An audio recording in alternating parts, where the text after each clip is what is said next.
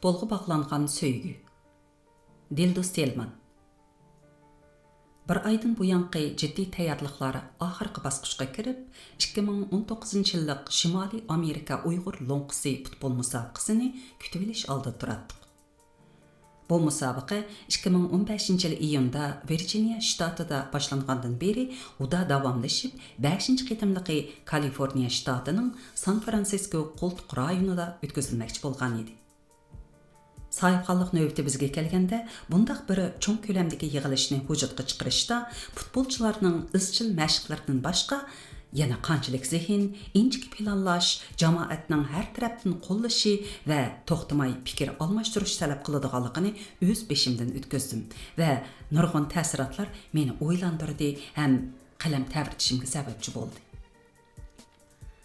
Rayonimizning futbolchi azimatlarini 2018-yil yozda dağ-dug'u bilan Washington D.C.ga uzatib qo'ygan Uyg'ur jamoatimiz rayonimiz komandasining safarbarligiga ovoz qo'shib, bu yilgi sahibxonlik uchun tayyorlikni boldirla boshlab o'tgan edi.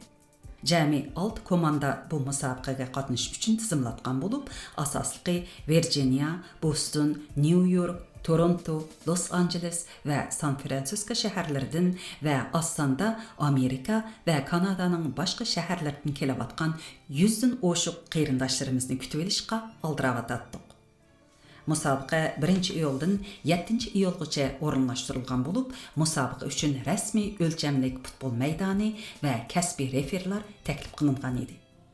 Bununla ketadigan iqtisodning yerimi komandamizning o'z ichida a'zolik badali yig'ish orqali, ya'ni yerim bo'lsa, jamoatimizning qizg'in va mardlik bilan qo'llashi natijasida hal bo'lib, musobaqa sufatining yana bir daraja yuqori ko'tarilishi uchun qadam ilingan edi. Musobaqaning ichilish murosimi Sama restoranida o'tkazildi. Her yerden kelgan futbolchi azimatlar esil taomlar bilan g'izalangach, qizg'in ko'rishib, atrof bayramlik tus oldi. Arqadan çek tartılıp musabaqa tartibi belgilendi ve sahipxon komanda treneri Adil musabaqaning qoida tuzumlarini o'qib tushundirdi. Savol javoblar bilan aniq bo'lmagan nuqtalar aydınlaştırıldı. Murasim oyoqlashganda hamma komanda a'zolari atigi musabaqaga hozir bo'lgan jo'shqin bir kayfiyatda yotoq va uylarga qaytishdi. Topçular musobaqada yaxshi o'ynash va yaxshi natijalarga erishishning hayojonida bo'lsa, biz madaniyatimizning bir qismiga aylangan, muhojiratdagi hayotimizda madaniyatimizni saqlash va avloddan avlodga jamoatimizni bir yerga akilib, birlikimizni tutib turishda muhim ahamiyatga ega bo'lgan yilda bir o'tkaziladigan futbol bayramimizni g'alabalik o'tkazish hayojonida edik. Bunun üçün komandamı, bizmi, yani bütün cemaat hakikaten köp ve inçiki tayyorlik qildik. Bu jarayonda nelerdi o'qigan mundaq bir cümle söz köp qitim esimga keldi. Hayat o'zi asli bir ma'nisiz. U ma'no yaratishning bir fursati. Demek biz his qilayli yoki qilmayli, hammamiz shundaq bir ma'nolarni hayotimizga, ya'ni Uyg'urlikdan ayrilmaydigan hayotimizga qo'shish uchun tirishib yashayapmiz. Bu Amerika Uyg'ur futbol bayrami amaliyotda uning bir kichik namoyandasidir. Kishilar orasida tanarkatchi yerim askar degan gap bor. Futbolchilar bo'lsa, shu yerim askarlarning oldida sanaladigan jangovar qism desakmi xato bo'lmaydi. Chunki futbol o'ynash va futbol musobaqasi bir qarmoqqa tantarbiyaning oddiy bir turi. Uni qiziquvchilar o'ynaydi va shu bahonada badan cheniqtiradi. Amaliyotda bo'lsa, bu bir kuchli kollektivlikni, o'ziga qattiq talab qo'yishni, aql farosat, jasorat va chidamni talab qiladigan bir harakat. Onun üstüge futbol biz Uyg'urlarning qiynidi bor. Shu 30-yillardagi ortuşluq dehqonlarimiz yalan oyoq Angliya va boshqa chet ellik do'stlar bilan futbol o'ynagandagi mahoratlardan tortib, yaqinqi yillarda Urumchi 5-boshlang'ichdagi futbolchi kichik azmatlarimizning chet el komandalarini yengib chempion bo'lgan tarixlargacha Uyg'urlarimiz kishini suyuntiradigan nurg'un yaxshi natijalar qozonib kelgan. Demak, futbol Uyg'ur milliy faoliyatimizda kam bo'lsa bo'lmaydi. O milliy ruhimizni uyg'otadi va yoshintiradi. Shunga bu musobaqaning Amerikadami vujudga chiqib 5 yildan beri izchil davomlashib kelishi bizni nihoyatda xush qildi. Shunda qilib, birinchi maydon musobaqa iyunning 2 kuni atigan soat 8 da Virginia Uyg'ur United komandasi bilan Sohibxon San Fransisko Uyg'ur futbol klubi orasida boshlandi. Xizmat kuni bo'lganligi uchun ko'plarimiz naq maydonga bora olmadik. Ammo nihoyatda sifatli bo'lgan naq maydon tarqatishidan ko'rib, maxsus bu musobaqa sababli jamoatimiz uchun qurilgan WhatsApp guruhida hayajonlarimizni o'rtoqlashdik.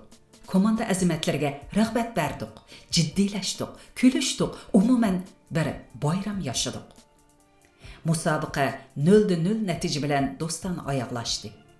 Ikkinchi va uchinchi maydon musobaqalar naq maydon bo'lmaganligi uchun keyin ko'rishga to'g'ri keldi. Biz yana bir tarafdan o'tkaziladigan kutib olish piknik uchun jiddiy tayyorlikda edik. Piknikimiz 200 kishidan o'shiq cho'ng ko'lamlik yig'ilish bo'lg'achqa 10 kishilik ustaldan 18 bo'lgan bir joyni bir oy burun tizimlatib bekitdik. Taomlarni qo'yish uchun qarindoshlarimiz uylaridan ayrim ustallarni akilishdi. Taomlar va tatliqlar butunlay Uyg'urcha bo'ldi va uylarda tayyorlandi. Buningda ikki narsa ko'zda tutilgan edi.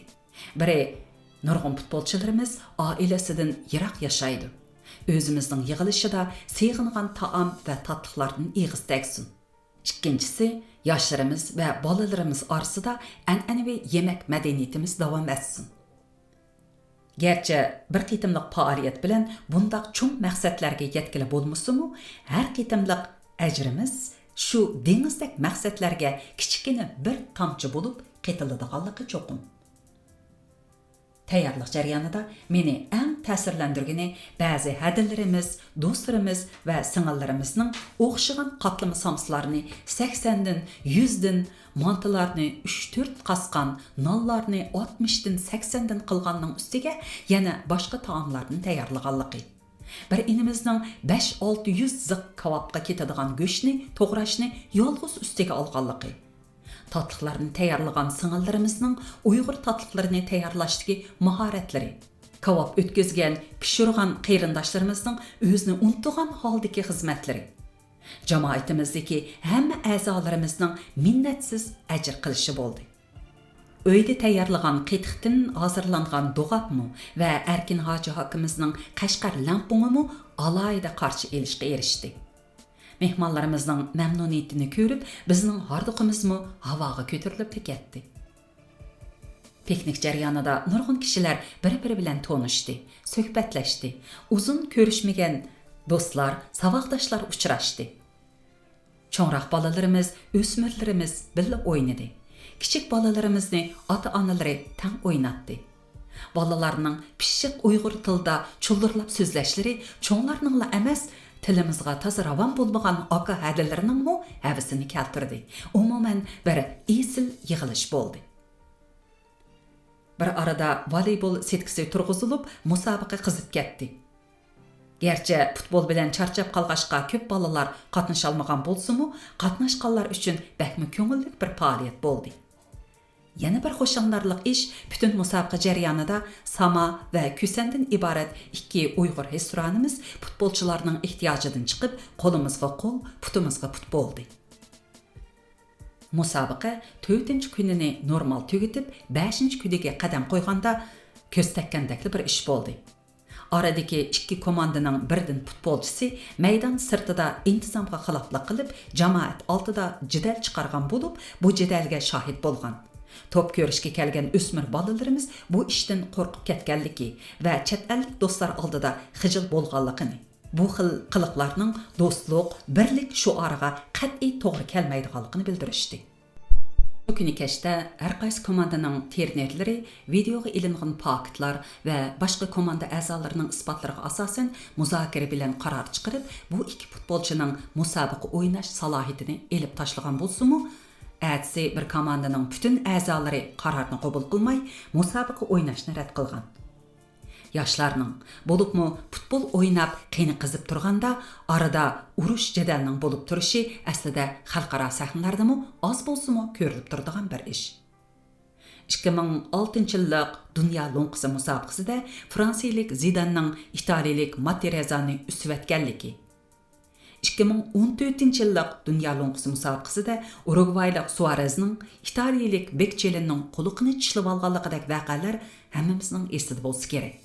Ammo bu yerda kishining ko'nglini g'ash qiladigini shuncha cho'ng tayyorlik bilan kelgan shundaq yaxshi o'ynab kelayotgan bir komandaning musobaqa qaroriga bo'ysunmay, noroziligi bo'lsa, oldi bilan musobaqaga to'liq qatnashishdek mas'uliyatini ado qilib, ondan masalani hal qilish yo'lini tutmaganligi bo'ldi. Shu kuni hozirlangan maydon, sing'i elish, referlar bekorga ketdi.